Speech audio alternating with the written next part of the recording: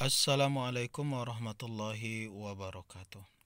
Alhamdulillahi rabbil alamin. Wassalatu wassalamu ala asyrafil anbiya wal mursalin wa ala alihi wa ashabihi ajmain. Siswa-siswi kelas 10 Madrasah Aliyah Negeri 3 Kota Padang. Bapak berdoa semoga Ananda selalu berada dalam keadaan sehat walafiat, tidak kurang satu apapun. Hari ini melanjutkan pelajaran kita, pelajaran Al-Quran Hadis pada bab 2 tentang sejarah penurunan dan penulisan Al-Quran. Pada minggu lalu, kita telah belajar tentang sejarah penurunan Al-Quran, di mana dimulai dengan Rasul Muhammad SAW berkhalwat di Gua Hira. Dan di sana Nabi didatangi oleh malaikat, dan kemudian malaikat memerintahkan Nabi untuk membaca Iqra. Sehingga pada perintah yang ketiga baru malaikat menjelaskan Iqra bismi rabbikal ladzi khalaq khalaqal insana min 'alaq. Bacalah Muhammad, bacalah dengan menyebut nama Tuhanmu yang mulia, bacalah dengan menyebut nama Tuhan yang telah menciptakanmu. Baiklah, pada pagi hari ini melanjutkan pelajaran kita akan membahas tentang sejarah penulisan Al-Quran. Kita mulai belajar dengan membaca doa sebelum belajar yang sebelumnya sudah Ananda tulis di rumah. A'udzu billahi minasyaitonir rajim. Bismillahirrahmanirrahim. Allahumma akhrijna min zulumatil wahmi wa akrimna binuril fahmi waftah alaina bima'rifatil ilmi wa hassin akhlaqana bisabri wal hilmi wa barik lana fi hayatina bisilatir rahmi wa nawwir qulubana wa mustaqbalana bil ahkami wal hikami innaka anta rabbuna ya dzal jalali wal ikram. Amin ya rabbal alamin.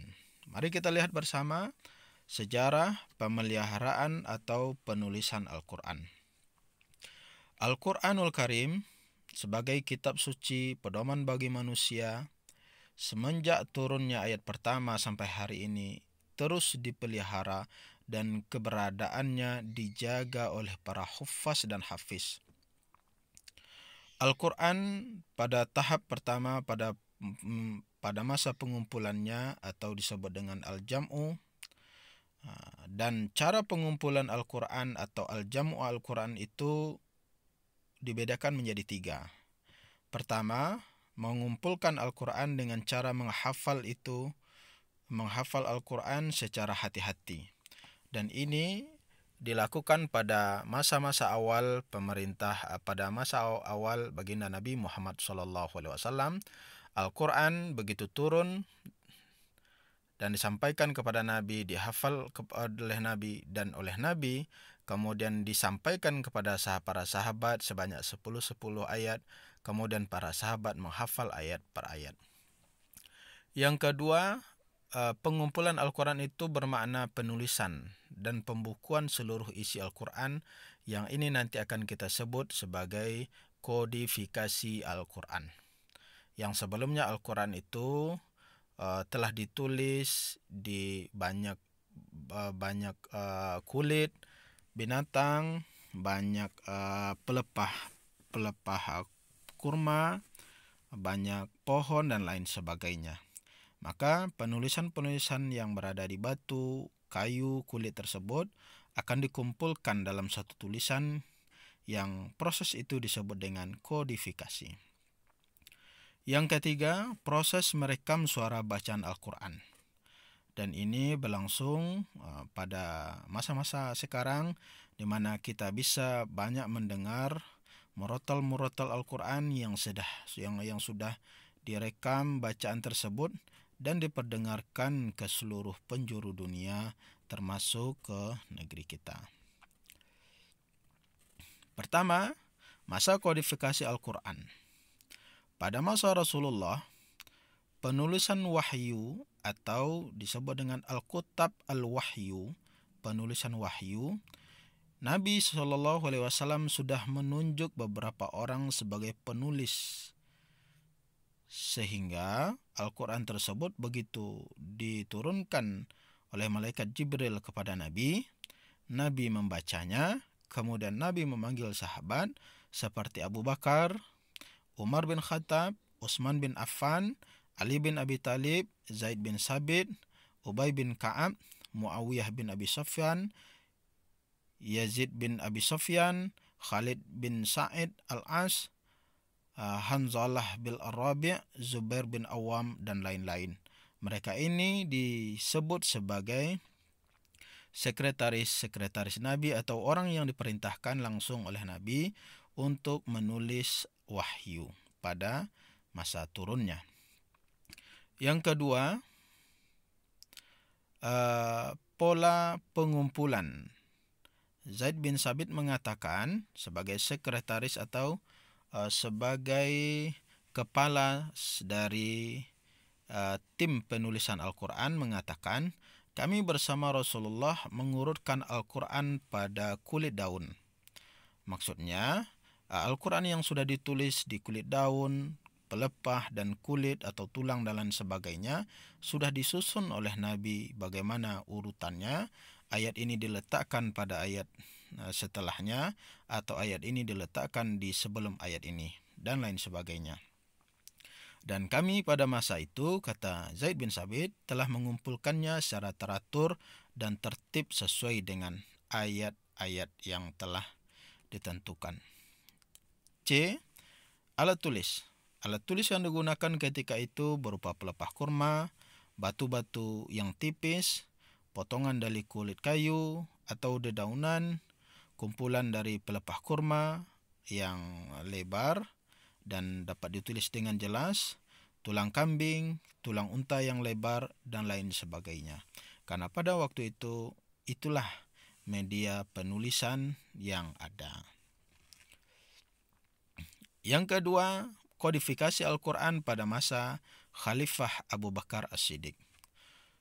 Setelah baginda Rasul Muhammad SAW wafat, maka sebagai pemimpin umat Islam, pemimpin agama dan pemerintahan diserahkan kepada sahabat dekatnya Abu Bakar As-Siddiq. Pada masa Abu Bakar, Al-Quran masih sama dengan bagaimana Al-Quran pada masa Nabi. Sehingga sampailah pada suatu peperangan pada tahun yang kedua Hijrah yang disebut dengan Perang Yamamah. Perang Yamamah ini tujuannya adalah untuk memerangi seorang nabi palsu yang bernama Musailamah Al-Khazzab. Dalam peperangan ini banyak para sahabat Nabi yang para penghafal Al-Quran gugur sebagai syuhada di medan tempur. Kemudian melihat kondisi tersebut bahwa dalam setiap peperangan banyak sahabat Nabi yang gugur, bukan tidak ada. Maka timbul kekhawatiran dari sahabatnya Umar bin Khattab. Umar menghadap kepada Abu Bakar, "Wahai Khalifah, andaikan setiap berperang ada para hafiz dan hufaz Al-Quran yang gugur, maka tentu saya khawatir Al-Quran ini akan benar-benar hilang dari muka bumi ini dan akan ditulis kembali setelah orang yang menghafalnya benar-benar sudah tidak ada lagi." Awalnya Khalifah Umar keberatan. Khalifah Abu Bakar keberatan dengan usulan Umar bin Khattab, sebagaimana yang sudah Bapak tanyakan kemarin. Karena Abu Bakar menganggap tidak ada perintah langsung untuk pembukuan Al-Quran dalam satu bentuk tulisan langsung dari Nabi. Dan Khalifah Abu Bakar melihat ini sebagai sesuatu yang baru. Tetapi karena desakan Umar bin Khattab dan sebab musabab yang disampaikannya dan kuatnya logika menyampaikannya, kalau tidak ditulis dari sekarang, kapan akan ditulis? Maka akhirnya Khalifah Abu Bakar menunjuk Zaid bin Sabit sebagai ketua tim penulisan Al-Quran dengan beberapa orang anggota yang telah disebutkan tadi. Penunjukan Zaid bin Sabit ini dengan alasan pertama, ia adalah termasuk penghafal Al-Quran di antara sekian banyak penghafal Al-Quran yang masih ada. Yang kedua, Zaid bin Sabit menyaksikan pertemuan terakhir dengan Al-Quran. Ketika itu, Zaid bin Sabit hadir bersama Nabi pada peristiwa Haji Wada, di mana ayat terakhir surat Al-Maidah ayat 3 diturunkan. Yang ketiga, Zaid bin Sabit adalah termasuk salah seorang penulis wahyu pada masa Rasul masih hidup. Yang keempat, Zaid bin Sabit punya watak yang mulia dan dia adalah orang yang cerdas. D. Metode pengumpulannya disebut dengan tausik dan tasabut dengan ditetapkan. E. Prinsip-prinsip. Bagaimana prinsip penulisan Al-Quran? 1. Apa yang ditulis di hadapan Rasul. Kemudian itu disalin lagi. Apa yang sudah ditulis, dikumpulkan, dan kemudian ditulis ulang lagi. Yang kedua, apa yang telah dihafal oleh para sahabat. Dari sekian banyak, kemudian ditanya lagi apa kepada seorang sahabat, kemudian diuji lagi kepada sahabat yang lain bacaannya, kemudian di cross check lagi kepada sahabat yang lain agar apa yang ditulis itu betul-betul sesuai dengan yang telah diturunkan, yang telah dibaca oleh baginda Nabi Muhammad SAW. Yang ketiga, disetujui oleh dua orang saksi bahwa seperti yang Bapak sampaikan tadi, penulisan Al-Quran tidak didasarkan pada orang per orang, tetapi satu bacaan minimal harus ada dua orang saksi laki-laki mengetahui, mendengar, dan menghafal bacaan yang sama, minimal dua orang saksi. Dan yang keempat, apa yang diterima oleh sahabat Nabi dari Rasul Muhammad SAW sendiri, dan itu jelas baik berupa tulisan atau berupa bacaan. Kemudian zaman yang ketiga, kodifikasi Al-Quran atau pembukuan Al-Quran pada masa Utsman bin Affan. Setelah pada masa sebelumnya, pada masa Khalifah Abu Bakar As-Siddiq, Al-Quran berhasil ditulis ulang dalam satu mushaf besar, satu mushaf. Maka kemudian Al-Quran yang sudah ada tersebut menjadi pedoman untuk penulisan-penulisan Al-Quran yang lain. Dan selanjutnya pada masa Khalifah yang ketiga, Khalifah Utsman bin Affan, terjadi lagi penulisan skala besar. Penulisan ini dilatar belakangi oleh pertama, karena sudah semakin luasnya wilayah kekuasaan Islam dan banyak orang yang sudah memeluk agama Islam. Kemudian dari beberapa itu berselisih pendapat tentang bagaimana cara membaca Al-Quran. Di sana sebagai contoh, Al-Quran surat Al-Hujarat ayat 6. Pada ketika itu salah seorang sahabat Nabi mendengar salah seorang sahabat yang lain membaca surat Al-Hujarat dan dia merasa apa yang dibacanya tersebut berbeda dengan apa yang telah dihafalnya, sehingga hampir saja terjadi pertumpahan darah karena perbedaan bacaan tersebut. Kemudian ditunjuklah untuk yang kedua kalinya pada masa Khalifah Utsman bin Affan, Zaid bin Sabit sebagai ketua panitia. Abdullah bin Zubair, Zaid bin Sabit, Zaid bin As, dan Abdurrahman bin Al-Haris Al-Hisam sebagai anggota. Metode pengumpulan pada masa Utsman bin Affan ini menggunakan metode menghilangkan tanda ganda. Tanda ganda ini karena pada masa sebelumnya Al-Quran itu ditulis tanpa memiliki titik, tanpa memiliki baris, sehingga bagi orang Arab itu sangat mudah untuk dibaca. Tetapi bagi orang di luar Arab, bagi orang yang baru belajar, sulit untuk membedakan misalnya antara huruf ba dengan huruf nun dengan huruf ta. Karena ketiga huruf tersebut yang membedakannya hanya pada titik-titiknya saja. Sehingga pada masa Khalifah Utsman barulah diberi Al-Quran itu disalin kembali dan dilengkapi dengan tanda baca seperti titik dan harkat. Yang keempat, yang D, prinsip Utsman bin Affan pertama meminta Al-Quran yang telah disimpan di rumah Hafsah. Al-Quran yang telah ditulis pada masa Khalifah Abu Bakar As-Siddiq kemudian dilanjutkan disimpan oleh Umar bin Khattab, dan sepeninggal Umar bin Khattab Al-Quran itu disimpan di rumah Hafsah. Dan untuk penulisan yang kedua kalinya pada masa Utsman bin Affan, Al-Quran yang telah disimpan, yang telah ditulis utuh ini dipinjam dari Hafsah, dan Hafsah kemudian menyerahkannya kepada tim untuk disalin kembali dan dilengkapi dengan tanda titik dan tanda baca. 2. Jika ditemukan satu ayat yang mengandung lebih dari satu bacaan, ini dikenal dengan ilmu qiraah, maka akan dipilih mana bacaan yang Arab Quraisynya, artinya merujuk kepada bacaan Al-Quran. Misalnya ada orang yang membaca wadduha itu dengan bacaan wadduhe, wadduha wal laili idza saja ma wadda'aka rabbuka wa ma qala. Itu akan ada nanti pelajarannya pada pertemuan-pertemuan berikutnya. Artinya bacaan Quraisy menjadi rujukan kalau terjadi perbedaan-perbedaan bacaan. Yang ketiga, setelah selesai Al-Quran digandakan, kemudian Al-Quran tersebut dikirim ke kota-kota besar seperti Mekah, Madinah, Kufah, Syam, dan Basrah.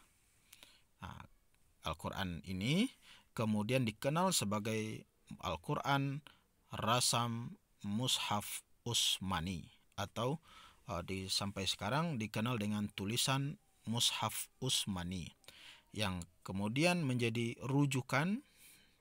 Bukan saja Al-Qurannya dikirim ke kota-kota besar tersebut, tetapi juga dikirim langsung dengan pembacanya. Jadi masyarakat di Mekah, masyarakat di Kufah, masyarakat di Syam, di Basrah Irak bisa belajar kepada guru-guru Al-Quran yang telah diutus oleh Khalifah Utsman bin Affan ketika itu. Sedikit kandungan Al-Quran secara sederhana dapat kita lihat. Al-Quran itu terdiri dari 5 dimensi. Isi Al-Quran yang terdiri dari 1000, yang terdiri dari 6200, yang terdiri dari 114 surat tersebut mengandung isi pertama masalah ketauhidan. Seperti dalam surat An-Nahl ayat 36, surat Al-Ahzab ayat 40. Yang kedua berisi janji dan ancaman, terletak dalam surat An-Nur misalnya, dan surat Taubah ayat 67 sampai 68, surat Al-Hajj ayat 22 sampai 70, ayat 72. Yang ketiga, Al-Quran itu berisi tentang panduan tata cara ibadah, seperti firman Allah dalam surat Az-Zariyat ayat 56. Yang keempat, Al-Quran itu berisi janji dan jalan dan cara mencapai kebahagiaan, petunjuk bagi orang yang beriman untuk menjalani kehidupannya secara baik di dunia dan mencapai kehidupan yang bahagia di akhirat kelak.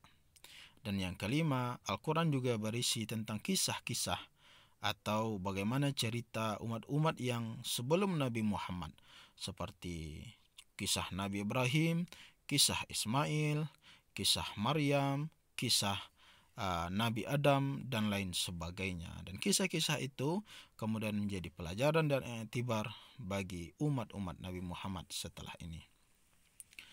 Menurut Dr. Muhammad Ijazul Khatib dari Universitas Damaskus, 750 ayat Al-Quran atau hampir 1/8 seluruh isinya menegur orang-orang yang beriman untuk mempelajari alam semesta, untuk berpikir, menggunakan nalar sebaik-baiknya, dan untuk menggunakan kegiatan-kegiatan ilmiah sebagai bagian yang tidak dapat dipisahkan dari kehidupan umat manusia. Catatannya adalah Al-Quran itu memerintahkan kita untuk menjadi seorang dokter, seorang profesor di bidang pertanian, seorang profesor di bidang vaksin, obat-obatan, seorang peneliti di bidang tanah, bebatuan, dan lain sebagainya. Bukan hanya terbatas pada aspek ibadah, tidak hanya terbatas pada aspek simbol-simbol keagamaan, tetapi Al-Quran itu amat memerintahkan kita hampir 1/8 isi Al-Quran tersebut memerintahkan kita untuk mentadaburi alam semesta. Allah berfirman, "Afala tatadabbarun fa'tabiru ya ulil absar la'allakum turhamun." Dan lain sebagainya, seperti ayat Al-Quran yang memerintahkan kita menggunakan nalar fikiran, afala ta'qilun, apakah kamu tidak berfikir, dan lain sebagainya. Itulah pelajaran kita hari ini, semoga dapat dipahami dengan baik-baik dan dimengerti. Bila siswa ragu tentang penjelasan Bapak, silahkan bertanya di kolom komentar dan nanti akan kita coba untuk menjawabnya secara bersama-sama. Banyak maaf, billahi taufik wal hidayah. Assalamualaikum warahmatullahi wabarakatuh.